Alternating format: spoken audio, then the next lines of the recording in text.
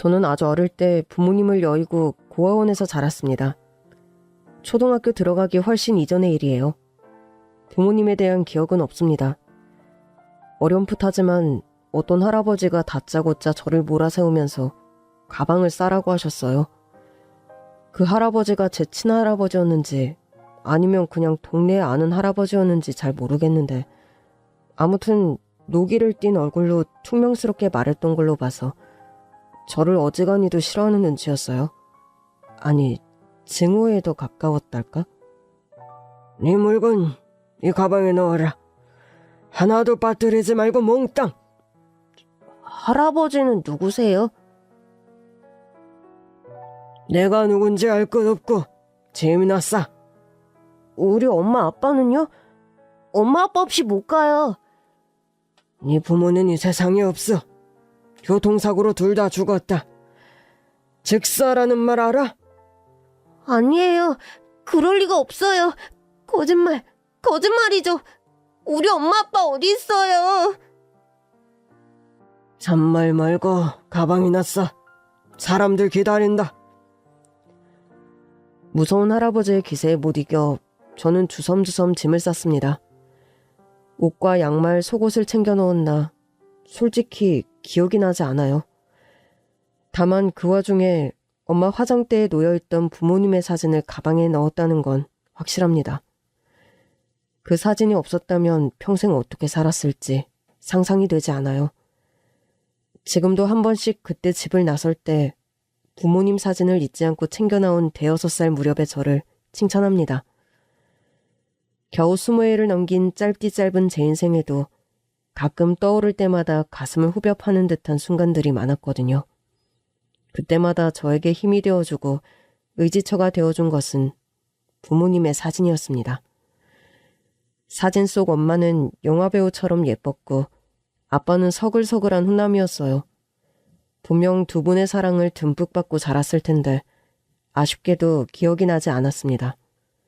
그럼에도 영화의 한 장면처럼 포근했던 기억이 하나 있는데 그건 제가 엄청 아팠을 때였나 봐요.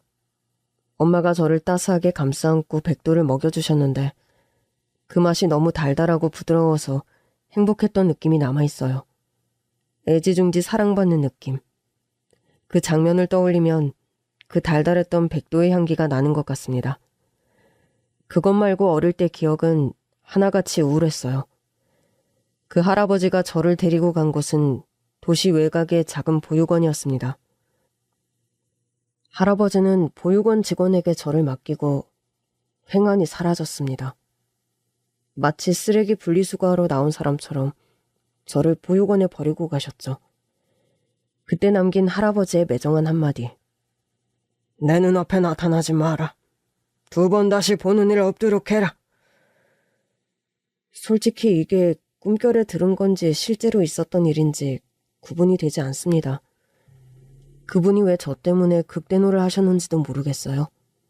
아무튼 그렇게 저의 우울한 보육원 생활이 시작되었답니다. 보육원에서는 초2까지 약 3년 정도 살았어요. 작은 보육원의 사정이 어려웠던 탓인지 저는 몸이 무척 약했습니다. 그땐 또래보다 체구가 작은 편이라 학교에서도 보육원에서도 항상 시비를 걸어오는 애들이 많았어요. 그중에 엄상준은 악질 중에 악질이었습니다. 어이, 김지훈이, 이리 와봐. 어? 왜? 이 형님이 팔이 아파 도저히 못하겠다. 앞으로 내 숙제는 네가 맡아. 이거 아무나 하는 거 아니야. 영광인 줄 알아. 아, 맞다. 이왕 하는 거 내 여친 숙제까지 부탁해. 야, 나도 해야 할 일이 많아. 청소도 해야 하고 주전자에 물도 챙겨야 해. 어쭈 이 자식이 반항하냐? 어? 야, 눈 깔아. 눈 안 깔아? 조금이라도 대들면 얼굴을 향해 명치를 향해 엄상준의 주먹이 사정없이 날아왔습니다. 저는 엄상준 때문에 하루 걸러 코피를 쏟는 게 일이었어요. 상준이는 부모가 살아있는데 버림을 받아서 보육원에 들어온 아이였습니다. 자신의 친부모를 기억하지 못했어요. 저처럼 부모님을 여의고 어쩔 수 없이 시설로 온 아이들을 굉장히 싫어했어요. 제가 보육원에 들어올 무렵 친부모를 찾게 되어 가족의 품으로 돌아갔는데 나중에 친자검사를 한 결과 유전자가 일치하지 않아 한 달 만에 다시 보육원으로 되돌아온 사연 많은 아이였죠. 그때부터 비뚤어진 엄상준의 폭주에 보육원 선생님들도 모른 척 눈을 감았기 때문에 제가 특히 괴롭힘을 많이 당했습니다. 아무도 저를 도와주는 사람이 없었습니다.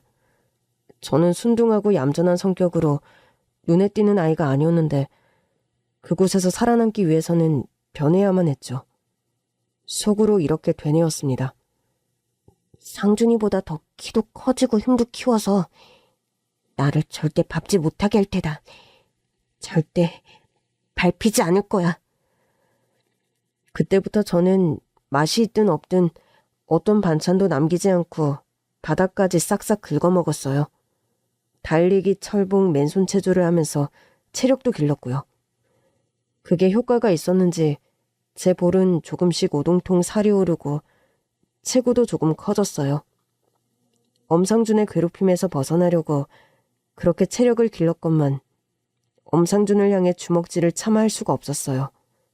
오히려 맷지만 단단해졌습니다.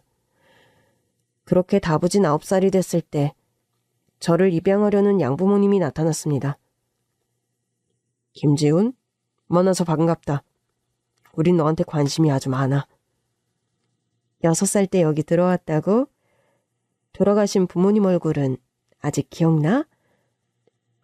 아니요, 안 나요. 지훈아, 우리는 네 부모가 되고 싶어. 네가 원한다면 너의 든든한 울타리가 되어주고 싶단다. 너도 우리랑 같이 살래? 그래, 지훈아.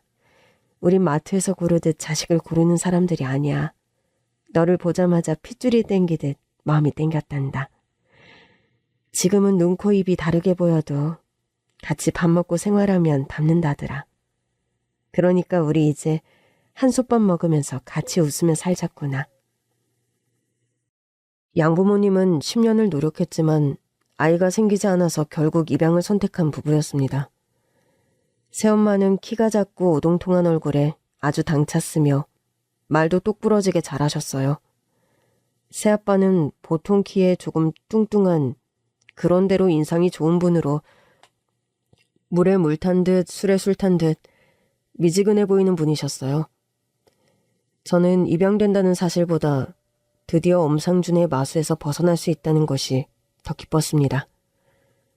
삼신할머니한테 순둥하고 착한 아이를 보내달라고 기도했는데 내 소원을 들어주셨네. 저 눈에 들어온 아이는 네가 처음이란다. 지훈아, 우리 인연은 우연이 아니야.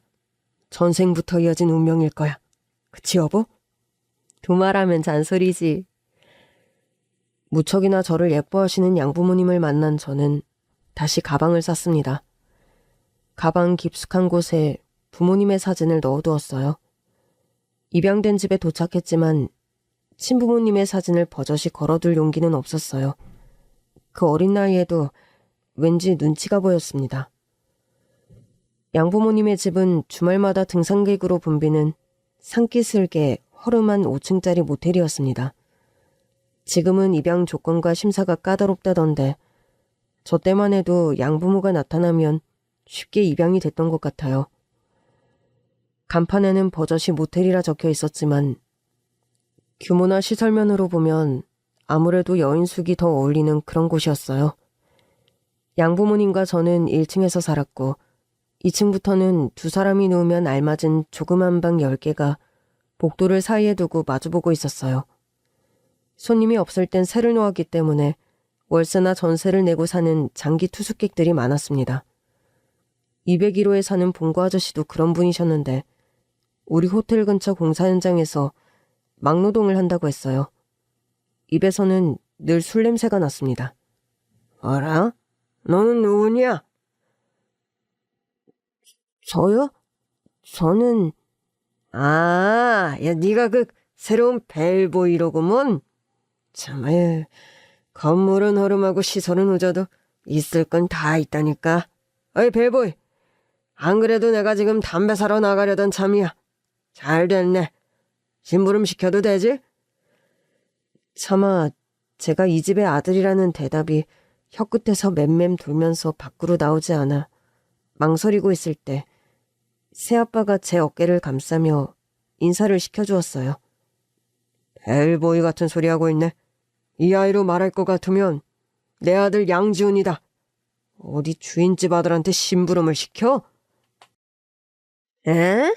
사장님의 아드님이라고쇼? 야, 어제까지 없던 아들이 갑자기 땅에서 솟았나? 하늘에서 떨어졌나? 이게 말이야, 빵구야? 맞아, 우리 아들. 하늘이 주신 귀한 아들 맞으니까 앞으로 우리 아들한테 함부로 하지 말라고. 호적에도 당당하게 이름이 올라와 있는 내 아들이라고.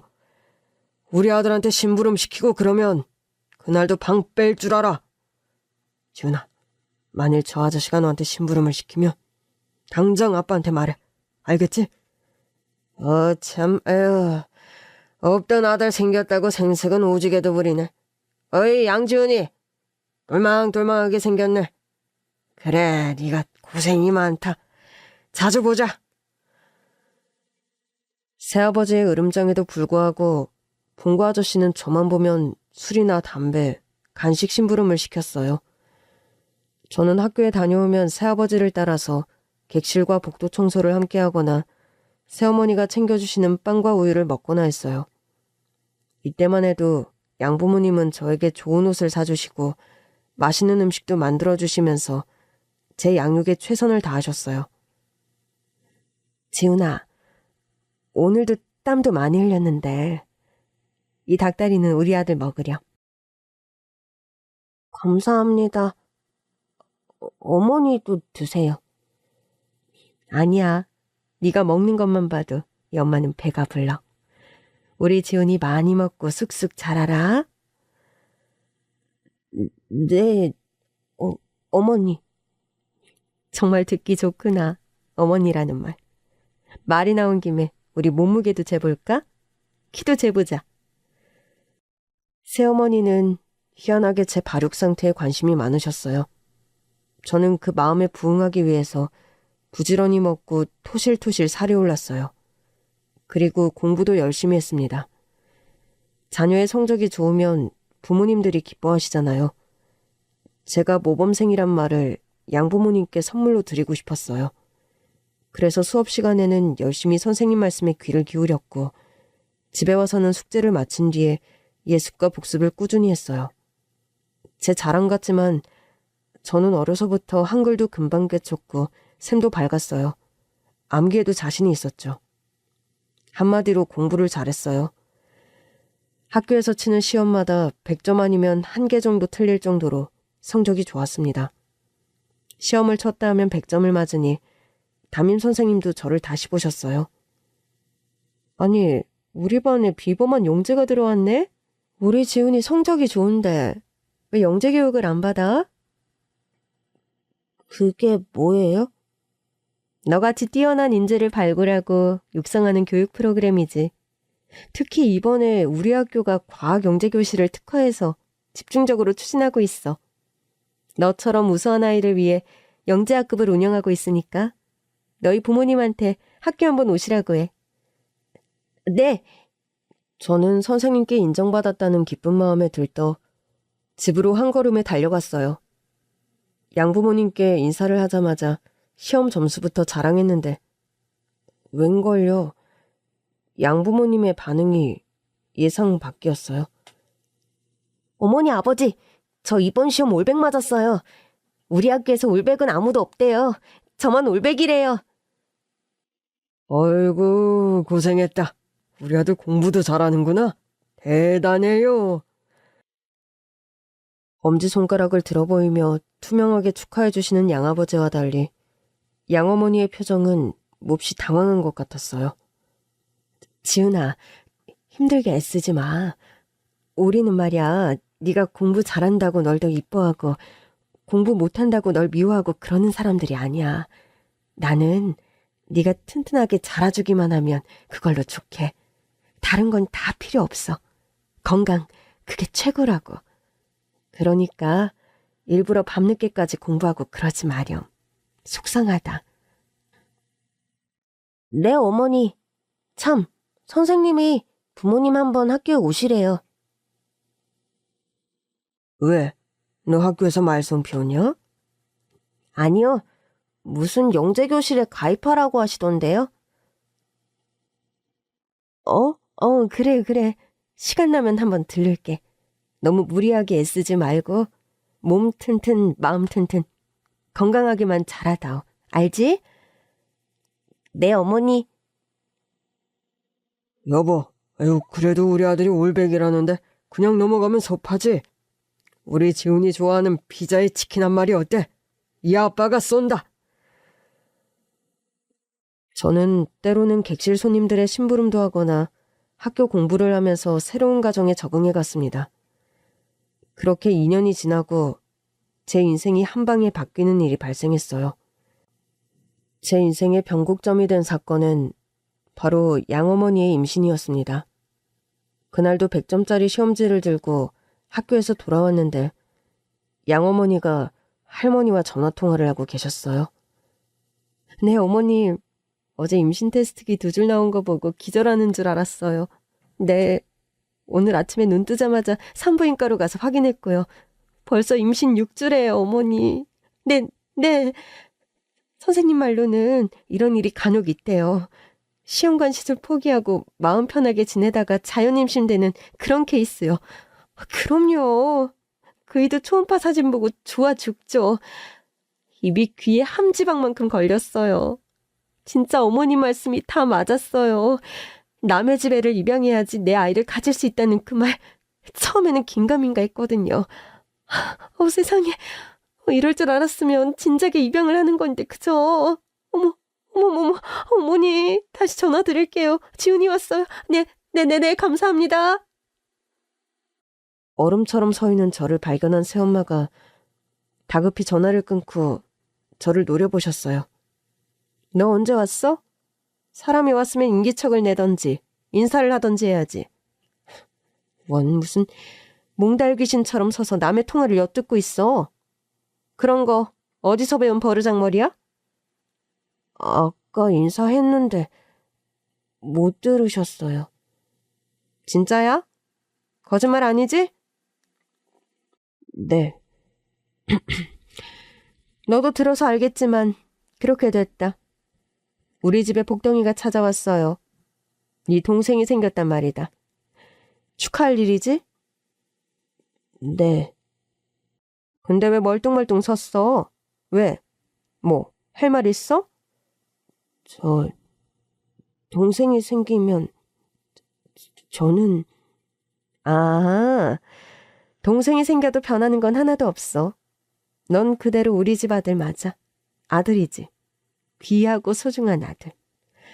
네가 있어서 둘째가 생긴 건데 그러니까 그런 쓸데없는 걱정은 하덜마.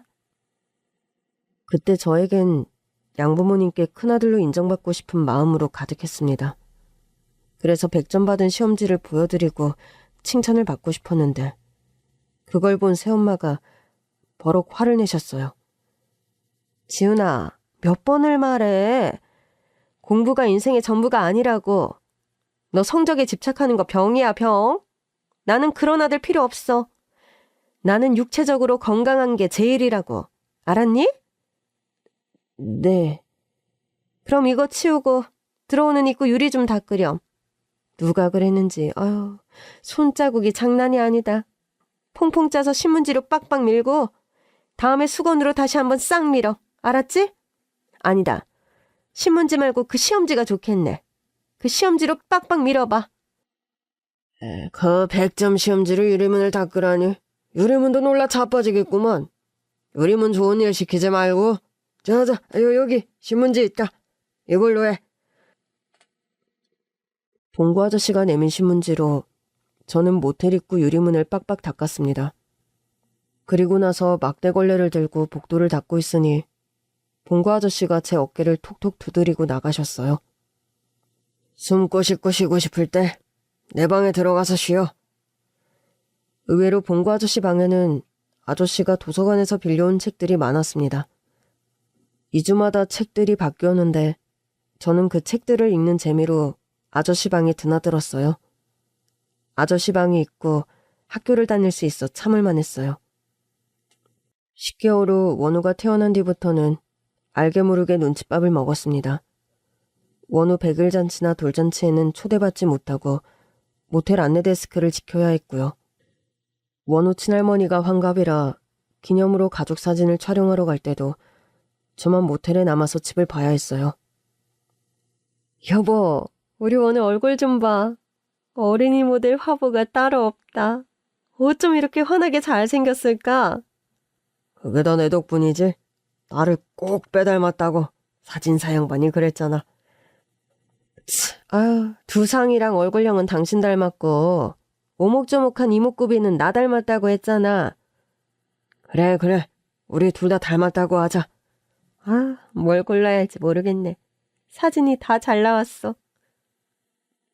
이거 어때? 우리 식구 다 빵 터져서 붕어빵처럼 웃고 있는 거. 엄마도 그런 대로 잘 나오셨잖아. 괜찮네. 그걸로 해. 그나저나 여보, 우리 살집 좀 알아봅시다.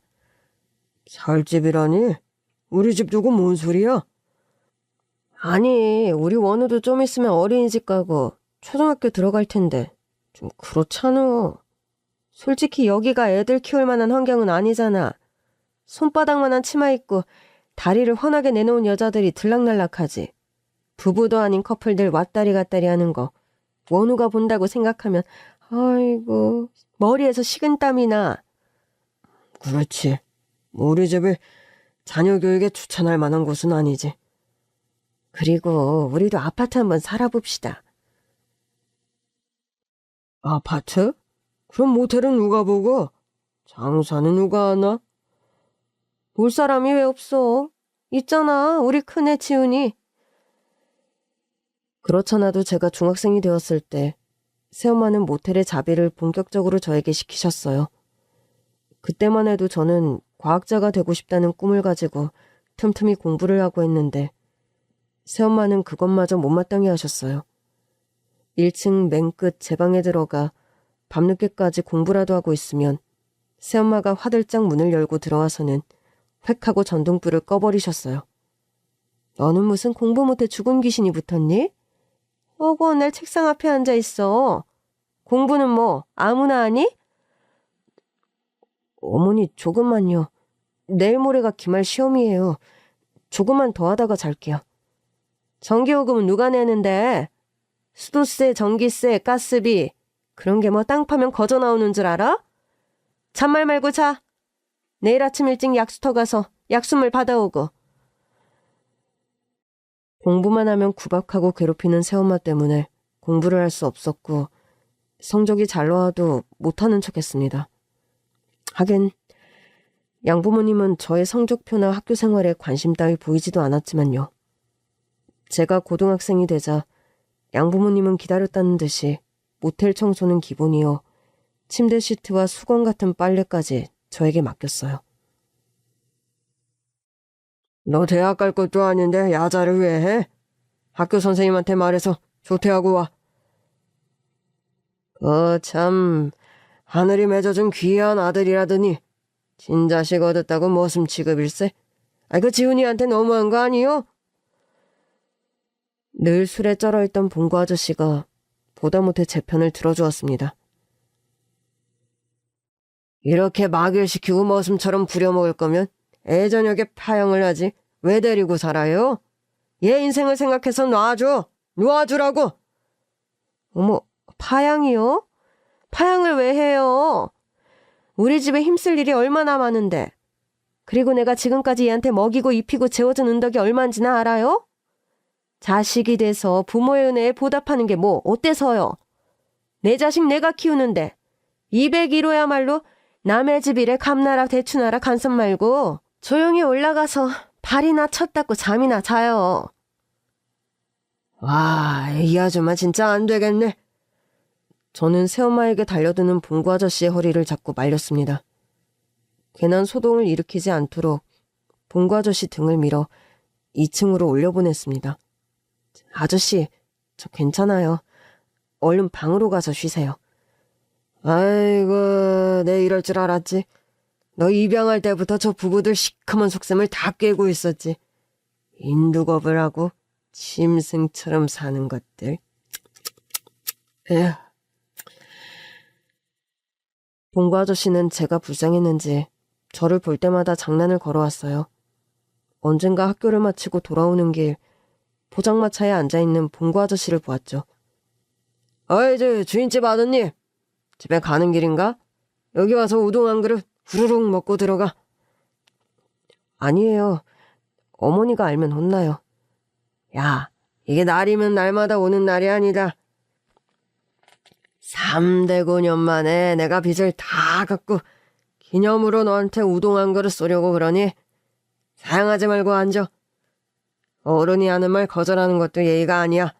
자, 여기 앉아봐. 어쩐 일인지 봉구 아저씨 말을 거역할 수가 없었어요.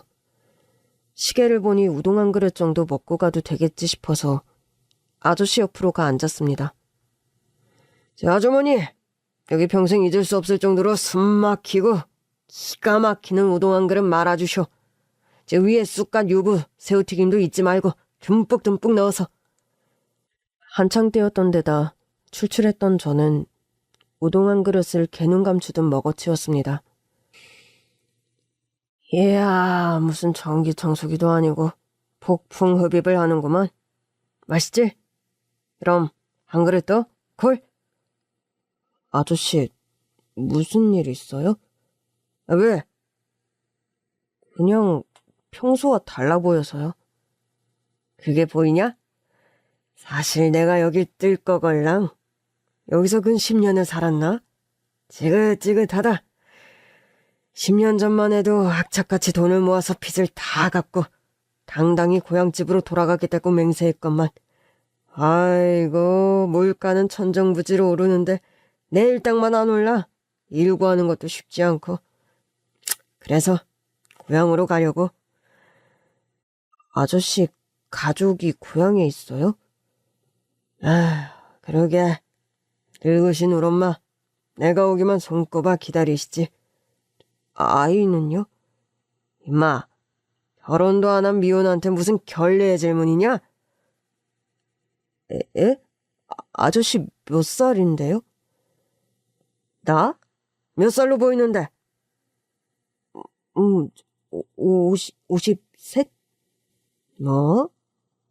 너 참말로 사람 볼 줄을 모르네. 나 36이다, 임마. 헐, 대박. 야, 내가 세월의 평지풍파를 정면으로 맞아서 사가 보이는 거지. 헐할 정도는 아니지. 그렇구나. 근데 너 목에 걸고 있는 이건 뭐냐? 이거 학생증 교통카드예요. 이야, 우리 땐 이런 것도 없었는데. 이거 줘봐, 한번 보자. 봉구 아저씨가 제 학생증 교통카드 케이스를 살펴보다가 케이스 뒤에 꽂아두었던 친부모님의 사진을 발견했어요. 응? 이분들은 누구시냐? 저를 낳아주신 친부모님이요. 아, 너 기억은 나? 친부모님 살아계실 때? 아니요, 하나도 안 나요. 그래서 매일 밤 사진을 보면서 잠들어요. 그러면 기억날까 싶어서. 맞다. 엄마 아빠 얼굴도 기억 안 나는데 백도 맛이 기억나요. 신기하죠? 제가 아플 때 엄마가 주셨거든요. 백도. 참 인상 좋으시네. 지훈이가 엄마를 쏙 빼닮았구나. 그래요? 날 닮은 사람이 이 세상에 어디에 있다는 건 어떤 걸까요? 친구들이 정말 부러워요. 원우도 부럽고. 네 부모님들도 지금 널 보면 무척 대견해 하실 거다. 제가요? 왜요? 전 아무것도 할 줄 아는 게 없는데. 네가 왜 없냐? 청소, 빨래 못하는 게 없잖아. 철없이 학교하고만 다니는 애들 사이에서 독보적인 존재지. 저는 한숨이 나왔어요. 이대로 살다가는 모텔 객실 청소와 빨래를 하는 잡부일에서 벗어나지 못할 것 같았어요. 어이 총각, 한숨 대신 함성으로, 걱정 대신 열정으로, 포기 대신 죽기 살기로, 몰라? 아저씨, 죽기 살기로 살면 돼요? 내가 없는 가족 사진이 걸려있고 나만 두고 새 아파트로 이사하고 내 초등학교, 중학교 졸업식에 아무도 오지 않고 공부도 못하게 하는 그런 부모님 밑에서도 가능할까요? 봉구 아저씨는 아무 말도 못하고 제 머리를 쓰다듬어 주었습니다. 잠아, 20살이 되면 혼자 살 수 있어. 너라면 어디서든 잘 살 거다. 그거 하나는 내가 보장하지. 그 다음날 봉구 아저씨는 고향으로 내려가셨습니다. 제 방에 백도 캔 한 박스를 넣어주시고 가셨어요. 우리 집 주소 혹시 몰라서 적어놨다. 갈 데 없으면 와. 저는 아저씨가 주신 백도를 먹으며 눈물을 흘렸습니다. 그때부터 제 가슴엔 소망의 나무 하나가 자라나기 시작했습니다. 그건 20살이 되면 이 집을 탈출하겠다는 거였죠. 아무리 생각해도 여기에 있다간 모텔 노예로 살아갈 것 같았어요. 어릴 때부터 봉구 아저씨는 저에게 심부름값이라며 500원씩을 주셨는데 그 돈을 모두 저금해 두었어요. 다른 손님들에게서 받은 팁이나 심부름값 역시 저금을 했고 자립을 하려고 만반의 준비를 다했습니다. 그리고 고등학교를 졸업하는 순간을 디데이로 잡았습니다. 중간에 도망을 가거나 가출을 할 수도 있었지만 입양해주신 양부모님께 마지막까지 아들로서 나름의 도리를 다하고 싶었어요. 그런데 디데이 일주일을 앞둔 날 초등학교 4학년이던 원우가 친구 생일 선물을 사려고 호주머니에 넣어둔 현금이 사라졌다면서 그 범인으로 저를 지목했어요.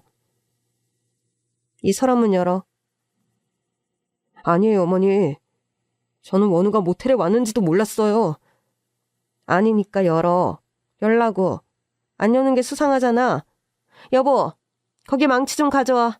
이거 부숴. 아이고, 지훈아. 그냥 좋은 말 할 때 열어라. 서랍 부수기 전에. 아니에요, 아버지. 진짜로 저는 결백합니다. 네가 결백한지 아닌지는 서랍을 보면 알겠지. 여보 뭐해? 깨! 부셔!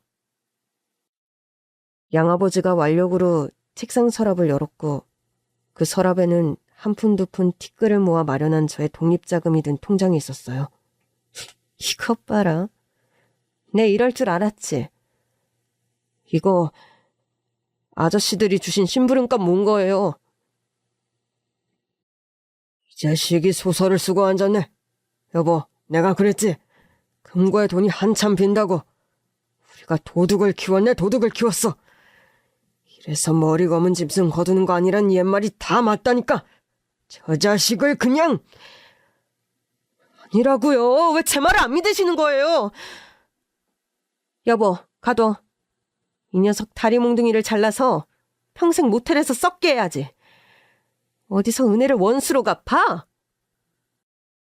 저를 잡으려고 달려드는 양부모님을 밀치고 미친 듯이 달려나왔습니다. 갈 곳이 없었어요. 봉구 아저씨 고향이 남쪽에 있다고 했는데 일단 저는 어디로든 떠날 수 있는 서울역으로 갔어요. 차비가 없어서 곧바로 떠날 수 있는 상황이 아니었지만 딱히 찾아갈 만한 친구 집도 친척 집도 없었어요. 하루쯤 길바닥에서 잔다고 죽지 않아. 여기도 사람 사는 데니까 괜찮다. 괜찮을 거야. 저는 주문을 걸듯 되뇌었습니다. 그날 하룻밤은 노숙하고 다음날 아침 일찍 일자리를 구해야겠다고 생각했어요. 서울역의 역사는 어디론가 바삐 오가는 사람들로 분주해 보였습니다. 갈 곳 없고 할 일 없는 저는 텔레비전 앞 의자에 앉아 멍하니 텔레비전을 봤어요. 주변을 살펴보니 저 말고도 노숙하는 아저씨들이 여럿 보였어요. 밤 11시가 되자 모든 텔레비전이 꺼졌습니다. 텔레비전이 꺼지자 역사 안에 남아있던 노숙인들이 주섬주섬 짐을 챙겨 일어섰습니다. 노숙 생활을 꽤 오래 한 듯 보이는 아저씨가 끈으로 묶은 박스 뭉치를 들고 나갔어요. 다른 노숙자들도 우산이나 박스로 잠자리를 만들고 있었어요. 저도 눈치껏 마트에서 종이 박스를 들고 와서 지하철 출구로 향하는 통로로 가서 자리를 잡았습니다. 괜찮아. 나만 자는 게 아니잖아. 그런데 하필 이날 서울역 부근에서 묻지마 폭행이 있었고 검은색 후드를 입은 사람이 흉기를 들고 있다는 신고를 받고 경찰이 서울역으로 총출동을 한 날이었어요. 경찰들은 통로에 누워있는 노숙자들을 하나하나 일으켜 세우고 불심 검문을 했습니다. 그런데 문제는 그날따라 제가 입은 옷이 하필 검은색 후드였어요. 잠시 검문하겠습니다. 신분증 보여주세요. 이름이? 양지훈이요. 본인 맞아요? 네, 맞아요. 목에 걸린 그건 뭐예요? 이건 교통카드예요. 봅시다. 제 목에 걸려있던 교통카드 케이스를 살피다가 부모님 사진을 꺼내들었습니다. 이거 어디서 났어요? 어디서 훔쳤어요? 제 거예요. 훔친 거 아니고 부모님 사진이에요. 부모님이라고? 확실해요? 네, 그런데요. 부모님은 돌아가시고 안 계세요. 경찰은 다급하게 어디론가 전화를 걸었어요. 저는 아무 죄도 없는데 왜 전화를 걸고 확인을 하는지 몰라서 내심 두려웠습니다. 양지훈 씨, 원래 성이 양 씨예요? 아니요. 원래 이름은 김지훈이에요. 입양될 때 양부의 성을 따라서 개명했어요. 맞네. 일단 저 차에 타세요. 양지훈 씨 갈 데가 있어요. 아니, 김지훈 씨. 경찰차에 몸을 실으며 온갖 망상을 다했습니다. 노숙 한 번 했다고 나를 잡아가는 건가? 대체 왜? 저는 결백한데요. 오늘 처음으로 서울역에 온 거거든요. 원래 노숙을 하던 사람도 아니고요. 알리바이를 말씀드려야 할까요? 일단 서로 가서 이야기합시다. 이 일을 어찌 감당해야 할지 몰라 불안에 떨며 경찰서에 도착했고 저를 데려온 경찰과 함께 있는데 한 중년 여성이 불이 나게 안으로 달려들어왔습니다. 어디 있어, 지훈이? 중년 여성의 얼굴은 사진 속의 엄마와 닮아 있었어요. 엄마가 죽지 않고 살아계셨던 걸까? 혼란스러울 정도로요. 결정적으로 어딘가 귀티가 났어요. 누구? 지훈아, 이모야, 이모. 내가 네 이모다. 이모라고요? 이모? 저한테 이모가 있어요? 아이고, 가여운 거. 내가 네 엄마 언니야.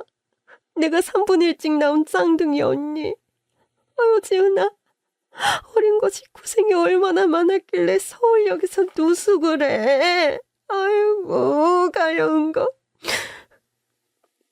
근데 저 경찰 아저씨는 저희 엄마를 어떻게 알아보셨어요? 제가 내 아들이야. 아들이 엄마 사진을 몰라볼 리 없지. 너한테는 이종사촌 형이네. 어릴 때부터 내 쌍둥이 동생 이야기를 듣고 자라서 아마 기억을 했겠지. 안 그러냐? 맞아. 불신검문에서 엄마 사진이 나올 줄은 상상도 못했거든. 근데 자세히 보니까 엄마가 아니잖아. 어릴 때 앨범에서 본 쌍둥이 이모와 이모부 사진이란 걸 바로 캐치했지. 경찰 짬바 1년인데 그걸 모르겠어? 반갑다, 지훈아. 정식으로 인사할게. 네 이종사촌형 고정욱이야. 알고 보니 경찰이 전화를 건 사람은 엄마와 쌍둥이 자매였던 제 이모였습니다. 엄마의 사진을 알아본 경찰은 이모의 아들이었어요. 이모는 이모의 집으로 저를 데리고 갔습니다. 기사가 딸린 이모의 차를 탔을 때부터 대충 짐작은 하고 있었지만 이모의 집은 으리으리한 대저택이었어요. 지은아, 맘 편히 있어. 이건 우리 정욱이 잠옷인데 이걸로 갈아입고 방은 2층 손님방을 일단 쓰자. 이모는 다음날 아침부터 저를 데리고 백화점에 가서 옷을 여러 벌 사고 구두와 운동화도 새로 사주셨어요. 그리고 미용실에 들러서 머리도 최신 유행하는 스타일로 바꿔달라고 하셨죠. 저는 하루아침에 거지에서 왕자가 된 기분이 들었습니다. 이모, 저 궁금한 게 있는데요. 응, 뭐든 물어보렴. 저희 엄마와 아빠는 어떤 사람이었어요? 그동안 왜 제가 이모의 존재를 모르고 살았을까요? 네 엄마는 예쁘고 귀여운 사람이었어. 이름은 정희진. 정 많고 눈물도 많은데 하기로 한 일은 꼭 해내는 강단도 있었지. 네 아빠는 알아주는 기업가의 아들이었는데 잘생긴 얼굴에 머리까지 좋아서 인기가 많았단다. 두 사람이 소개팅으로 만나서 결혼까지 염두에 두고 연애를 하는데 네 친할아버지의 반대가 심했지. 우리 아빠는 사람이 너무 좋아서 당신 명의를 빌려주는 게 취미였어. 명의를 빌려준 대가로 엄청난 빚을 지고 집은 풍비박산이 나버렸지. 그 빚을 우리 엄마가 식당을 하면서 갚아나갔는데 네 친할아버지는 이런 볼품없는 집안을 사돈으로 삼고 싶지 않았던 게야. 당장 헤어져서 정략 결혼을 하라고 윽박질렀지만 결국 네 엄마와 아빠는 부모들 몰래 도망가서 살림을 차렸단다. 심지어 쌍둥이 언니인 나한테도 알려주지 않았어. 나는 그때 이미 결혼을 한 상태였는데 네 친할아버지와 달리 내 시아버지는 허물이 될 수도 있는 내 집안이나 배경보다 오직 나 하나만을 보시고 며느리로 받아주셨단다. 행복한 결혼 생활에 푹 빠져 우리 정욱이를 임신하고 있을 때였어. 내 동생이 야반도주한 사실을 엄마한테 전해 듣는데 그게 못내 서운하더라. 엄마 뱃속에서부터 함께했던 우리였는데 고작 결혼할 남자 때문에 나한테까지 비밀로 하다니. 너무 서운하고 섭섭해서 애써 모른 척했던 것 같아. 그렇게 헤어진 지 7년쯤 됐을까? 네 친할아버지한테서 전화가 온 거야. 그게 네 엄마 아빠의 시신을 확인하러 오라는 전화였어. 교통사고였다고 하더라. 그런데 이모는 제가 있다는 걸 어떻게 아셨어요? 교통사고가 일어나기 한 일주일 전인가 네 엄마한테서 온 편지 한 통을 받았단다. 네 아버지와 도망가서 자리 잡기까지 시간이 걸렸고 아이가 태어나 키우느라 바빠서 연락을 못했다고. 이름은 지훈이라고. 눈빛이 똘망하고 훈훈하게 생겼다나. 이제 아이가 어린이집에 들어갈 나이가 됐고 네 아빠도 직장에서 인정받아서 이제 편지를 쓸 여유가 생겼다고. 그동안 연락 끊고 살아서 미안하다고 하더구나. 그때 보내준 사진이 2장 있었는데 하나는 네 돌사진이고 하나는 네가 갖고 있던 바로 그 사진이야. 그래서 네가 있다는 걸 알았지. 그래서 네 할아버지한테 지훈이 어디 있냐고 내가 데리고 가겠다고 했는데 그분이 하는 말이 사고 당일 아이가 실종됐다고. 집에 갔는데 애가 행방불명이라 알 수 없다고 하대. 나한테 있는 내 정보라고는 고작 돌사진 하나밖에 없는데 그걸로 실종신고를 하고 미아찾기 센터에도 등록을 했지만 솔직히 기대조차 안 했단다. 이럴 줄 알았으면 좀 더 적극적으로 찾았어야 했는데 미안하구나. 아니에요. 저를 기억해 주시고 찾아주셔서 고맙습니다, 이모. 지은아, 이제 이 이모랑 이모부랑 정욱이 형이랑 같이 살자꾸나. 이모가 네 엄마 몫까지 다 해줄게. 응? 이모, 그래도 될까요? 제가 이모네 가족이랑 살아도. 당연하지. 이 녀석, 넌 내 핏줄이야. 그런데 할아버지는 왜 저를 버리셨을까요? 그 미친 영감탱이. 누구 때문에 두 사람이 그렇게 살다 갔는데 내 동생이 모든 불행의 원인이라고 했다더라. 그래서 불행의 씨앗도 제거해야 한다면서. 영감탱이 노망이 들어도 단단히 들었던 게지. 그 할아버지는 아직 살아 계세요? 아니, 2년 전에 뇌출혈로 쓰러져서 요단강을 건넜다고 들었다. 왜? 그 못된 할아버지라도 보고 싶으니? 아니요. 저를 보육원에 보낼 때 할아버지 얼굴이 기억나요. 지금도 악몽을 꾸면 할아버지 얼굴이 나오거든요. 그딴 기억은 저 강물에 흘려보내고 앞으로 좋은 추억만 만들자꾸나. 제일 먼저 뭘 하고 싶니? 가까운 곳으로 해외여행이라도 갈까? 아니면 쇼핑이라도 갈까? 네가 평소 하고 싶었던 게 있을 거 아니냐. 뭐든 숨기지 말고 다 말하렴. 이 이모가 그동안 못해줬던 것들 다 해주고 싶다. 모든 말만 해, 응? 이모, 사실 저는 공부를 계속 하고 싶어요. 뭐? 이모는 제 말을 듣고 갑자기 눈물을 쏟으셨습니다. 펑펑 쏟아지는 눈물을 애써 닦으시면서 목매인 목소리로 가여운 것, 평생 소원이 공부라니. 네가 그동안 어떻게 살았는지 알겠다. 네가 어떤 고생을 했는지 알겠어. 네 양부모들을 찾아 찢어 발겨 죽이고 믹서기에 칼 넣어도 분이 안 풀릴 것 같다. 이모, 울지 마요. 죄송해요. 가여운 내 조카, 네 하고 싶은 공부 원 없이 하게 해줄게. 유학을 가고 싶다면 유학도 보내줄 거야. 맞다. 당장 학원부터 알아보자. 이모의 도움으로 저는 1년 만에 제가 원하던 대학에 입학할 수 있었습니다. 순수 과학을 공부하겠다던 어릴 때 꿈을 이룰 수 있다는 희망에 신이 났습니다. 그때였어요. 정욱이 형이 불쑥 이런 말을 하시더군요. 그 어려운 대학도 단박에 붙고 말이야. 대단한데? 돌아가신 부모님이 아시면 엄청 기뻐하시겠다. 심지어 널 버린 친할아버지도 저승에서 땅을 치면서 후회하실걸. 이런 똑똑한 아이한테 재산을 물려줘야 했는데 하고. 지금 그 회사 차남이 물려받아서 비실비실하다는 소문이던데. 엄마, 지훈이 친할아버지가 기업의 회장이었으면 그 집 재산에 지훈이 지분도 있는 거 아니야? 그렇지. 우리 지훈이 목도 있지. 지훈아, 내가 네 삼촌과 고모를 만나야겠다. 당연히 인정을 안 하겠지. 그럼 친자 확인을 해서 널 인정하도록 하자꾸나. 삼촌과 고모요? 절 좋아하실까요?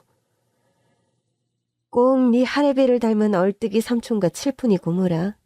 장담은 못해도 발끈하겠지. 제 일속만 챙기는 인간들이라 엮이고 싶지 않다만 네 몫이 분명한 것을 챙기는 건 당연한 일이지. 이모부 회사 변호사한테 부탁해서 이모가 네 재산까지 다 찾아줄게. 그렇지, 엄마. 대학 입학 선물로 딱 어울리네. 삼촌과 고모는 당연히 저를 혈육으로 인정하지 않았어요. 어디서 굴러온 개뼈다귀가 협박을 하느냐며 이모의 변호사를 잡상인 취급을 했대요. 자신들의 재산을 나누어야 하는데 당연했습니다. 그래서 저는 친자 확인 검사를 하게 됐고 삼촌과의 유전자 검사 결과 그 집안의 친자이자 가족임이 증명됐습니다. 그럼에도 친할아버지가 인정하지 않은 손자에게 유산을 넘기는 일은 이치에 맞지 않다면서 저를 인정할 수 없다고 하셨어요. 말이야, 방구야. 아빠가 인정했다면 몰라. 일부러 보육원까지 가셔서 친히 버리신 아이예요. 그 아이에게 재산을 물려준다고? 미친 거 아니에요? 맞습니다. 저희 아버지 유언에도 이 녀석에 대한 언급은 일절 없어요. 그것만 봐도 아시겠죠? 아버지가 허락하지 않았다면 우리 가족이 아닌 거예요. 아무리 유전자가 친자라 해도 아버지의 뜻이 그러하기에 저희는 절대 그 아이를 받아들일 수 없습니다. 저를 부정하는 삼촌과 고모의 태도에 몹시 상처를 받았습니다. 이모, 그냥 할아버지 재산 포기할래요. 아빠한테 물려주신 것도 아니고 삼촌 고모도 저를 힘들어하는데 그냥 이대로 살아도 돼요. 제가 열심히 벌어서 보란듯이 살아볼게요. 널 못 믿어서 그런 게 아니야. 사람은 자고로 분수에 맞게 욕심을 내어서는 안 되지. 하지만 자기 권리를 포기하는 것도 바보 같은 일이란다. 자기에게 주어진 것이 있다면 받아야지. 일부러 포기하는 게 능사가 아니야.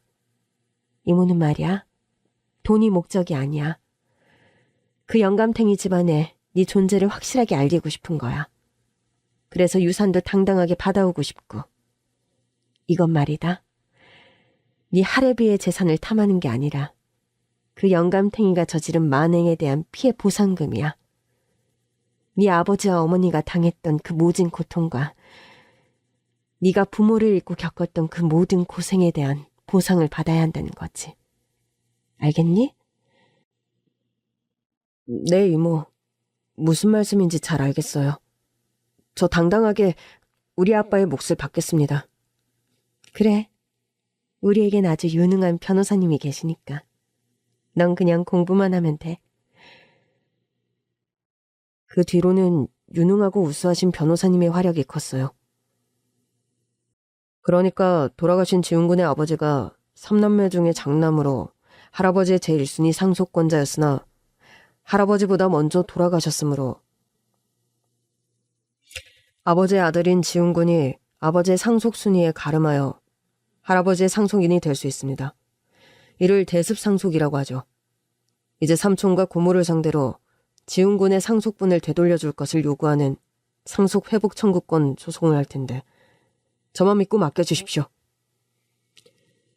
그리하여 저는 할아버지 사망 당시 남긴 회사와 전답 2만 평, 건물과 아파트 등의 유산에 대해 상속을 받았고 불과 20대 초반에 100억대의 자산가가 되었습니다. 이 모든 것이 이모와 이모부, 사촌형의 도움 덕분이었죠. 세월은 흐르고 이제 저는 박사과정 2년 정도 남았습니다. 연구실 동료 중에는 비교적 안정적으로 보이는 기업에 눈길을 돌리기도 하지만 저는 여전히 내가 하고 싶은 연구를 하고 있습니다. 참, 제가 물려받은 전답은 고향에 내려가신 봉구 아저씨가 농장주가 되어 관리하고 계세요. 아저씨는 우동 한 그릇 값으로 로또를 맞았다면서 좋아하셨고요. 제가 이모를 만나고 할아버지의 유산을 받은 일도 자기 일처럼 기뻐하셨어요. 저는 우동 한 그릇이 아니라 백도값으로 드린 거라고 말씀드렸죠. 아저씨가 주고 간 백도맛도 말할 수 없이 달달했다고. 이제 저는 과거를 돌아보지 않고 앞만 보고 걸어갑니다. 열심히 연구해서 우리 과학의 미래에 헌신하고 싶다는 일념 하나로. 지금까지 제 이야기를 들어주셔서 고맙습니다.